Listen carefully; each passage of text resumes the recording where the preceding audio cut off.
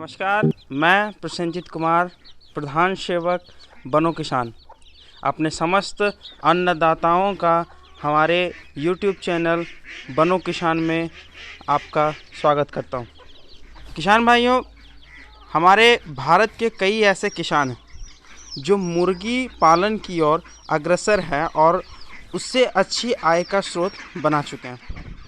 हमारे कुछ किसान भाई ब्रॉयलर मुर्गी का पालन करते हैं तो कुछ देसी मुर्गियों की करते हैं। हालांकि देसी अधिक मुनाफा का साबित हुआ है, भले ही इसमें समय थोड़ी ज़्यादा ही। किसान भाइयों, इसी प्रकार हमारे पूरे देश में एक मुर्गी की नस्ल सभी मुर्गियों को मात देकर मुनाफे में सबसे आगे पहुंच गई है। जी हाँ, हम बात कर रहे हैं कड़कनाथ देसी नस्ल की, जिसे काली मासी के नाम से भी जाना जाता है। कड़कनाथ जो न सिर्फ अपने महंगे होने पर बल्कि अपने अलग से रंग रूप से भी जाना जाता है। वैसे तो कड़कनाथ नस्ल हमारे देश के लिए बहुत पुरानी है, परंतु देश के कई किसानों के लिए यह बिल्कुल नई नस्ल है। नई होने के साथ साथ इस कड़कनाथ देसी नस्ल के ऊपर कई अफवाह भी फैले हैं, जैसे इनके अंडों का रंग कैसा होता है, इनके मांस का रंग कैसा होता है, इनके खून का रंग कैसा होता है। इनमें बहुत सारी अफवाह फैली हुई हैं जिनसे किसानों को इनकी सत्यता के बारे में भी समझने में थोड़ी मुश्किल अवश्य होती है। लेकिन किसान भाइयों, आज हम आपको कड़कनाथ देसी नस्ल की पूरी सत्यता बताएंगे। साथ ही हम आपको इसके पालन की और इसके गुणों की पूरी अच्छी तरह से विस्तार रूप से आपको इसके बारे में हम बताएंगे। शुरुआत करते हैं कि बनो किसान उद्यान में कड़कनाथ देसी नस्ल आज से 6 से 7 महीने पहले आ चुका था। आज यह अच्छे खासे बड़ी हो चुकी है। साथ ही हमने बनो किसान उद्यान में 50 मुर्गियों से इसकी खेती की शुरुआत की, लेकिन अभी फ़िलहाल बनो किसान उद्यान में 8 मुर्गियां बची हुई हैं, जिसमें से 6 मुर्गियां हैं और 2 मुर्गे हैं। और बाकी की बची मुर्गियां हमारे कुछ किसान भाइयों ने और हमारे कुछ जानकार चिकित्सकों ने खरीद लिया, बस इस खास नस्ल को जानने के लिए और समझने के लिए।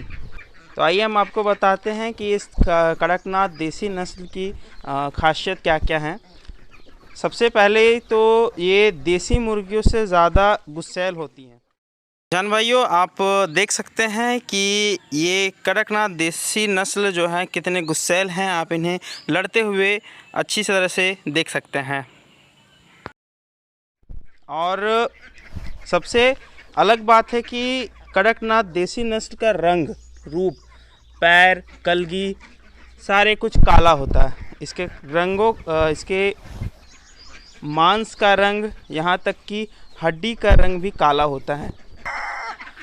रही बात इसके खून के रंग की, तो वह काला नहीं कहा जा सकता, गाढ़ा लाल कहा जा सकता है। इसके खूनों का रंग गाढ़ा लाल होता है।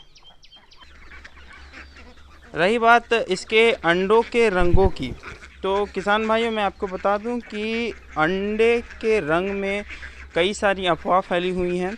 आपको कई ऐसे लोग हैं जिन्हें खुद मालूम ना हो कि कड़कनाथ के अंडों का रंग कैसा होता है, वो आपको काला ही बताएंगे।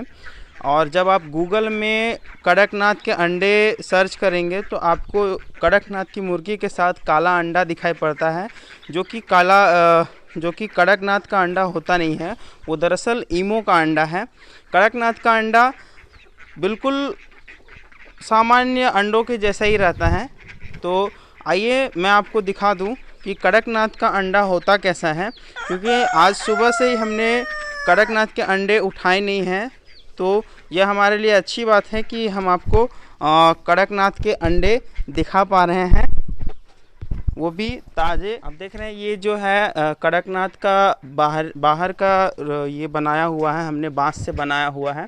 इसमें दिन भर मुर्गियाँ रहती हैं और इसके अलावा फिर रात में उन घरों में इन्हें रखा जाता है जो खपड़ेल की दिखाई दे रही हैं उनमें। और आइए आपको दिखाते हैं कि कड़कनाथ के अंडे दरअसल दिखने में कैसे होते हैं। आप देख सकते हैं कि ये कड़कनाथ के 3 अंडे पड़े हुए हैं। मैंने आपको पहले बता चुका हूँ कि हमारे पास 6 मुर्गियाँ हैं, तो आज 3 ने ही अंडा दिया हुआ है।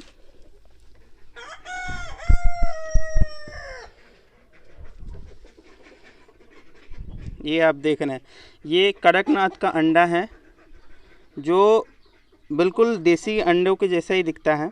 बस थोड़ा रंग कैसा है कि आप देख के समझ सकते हैं कि इसके अंडों का रंग इसके खान पान पर डिपेंड करता है। या तो ये पूरा घी के रंग जैसा दिखता है, यानी या तो फिर थोड़ा मठमेला। अगर इसके कैल्शियम की पूर्ति अच्छी खासी हो जाती है, खान पान में मुर्गे की कैल्शियम की कमी अच्छी खासी हो जाती है, तो इसके अंडों का रंग जो है थोड़ा मठमेला हो जाता है। अगर थोड़ी कम हो जाती है तो ये थोड़ा ज़्यादा सफ़ेद हो जाते हैं, यानी घी के रंग जैसे भी दिखते हैं। किसान भाइयों, आपसे गुजारिश है कि कृपया अफवाह में ना पड़े।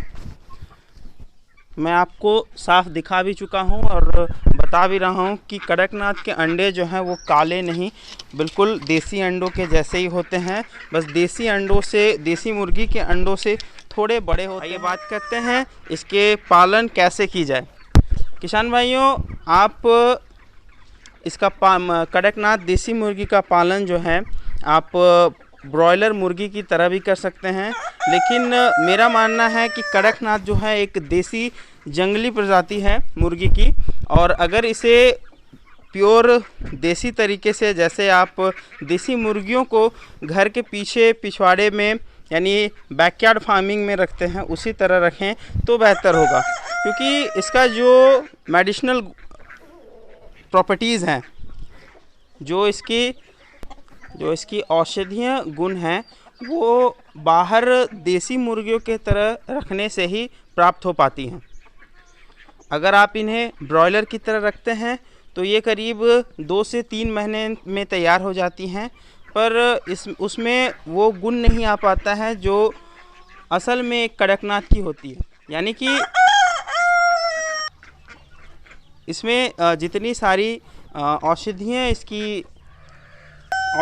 फ़ायदे हैं वो बैकयार्ड फार्मिंग या खुले में चरने देने पे ही मिल पाती हैं।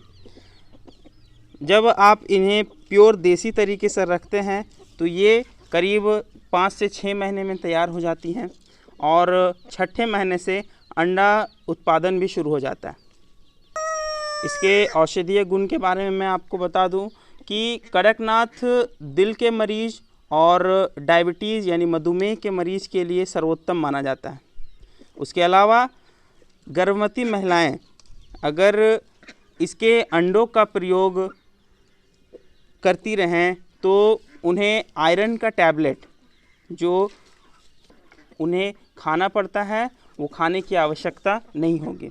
साथ ही उसके अंडों में फॉलिक एसिड की मात्रा बहुत ज़्यादा रहती है, जो कि हमारे शरीर के लिए बहुत ही फ़ायदेमंद है। अब बात करते हैं कि कड़कनाथ का मूल्य आखिर कितने तक जा सकता है। तो किसान भाइयों, मैं आपको बता दूं कि कड़कनाथ का जो मूल्य है, बिक्री मूल्य जो है, वो अलग अलग राज्यों में अलग अलग तरह से है। क्योंकि किसी राज्य में इस मुर्गी की पालन ज़्यादा होती है तो कहीं कम होती है। हमारे झारखंड में ये मुर्गी अभी धीरे धीरे इसके पालन जो है बढ़ रही है, और कुछ जहाँ पर इसकी पालन बड़े पैमाने पर की जा रही है वहाँ कड़कनाथ के बिक्री का मूल्य करीब 400 से 500 रुपये होते हैं। जहाँ इसकी पालन कम मात्रा में की जा रही है वहाँ आपको 800 से 1000 तक के बीच में इसका मूल्य मिल जाता है। ये आप देख सकते हैं, ये कड़कनाथ के चूजे हैं जो हमने देसी मुर्गी में बैठाया था और करीब 9 अंडे मुर्गी ने हैच किए हैं और ये भी काफ़ी फ़ायदेमंद है। अगर आप चाहें तो कड़कनाथ के अंडे कहीं से उपलब्ध करवाकर देसी मुर्गी में बैठा सकते हैं, जो कि आपको थोड़ा सस्ता भी पड़ सकता है। इसके अलावा इसके चूजे भी आपको कई सारे हैचरीज़ में मिल सकते हैं।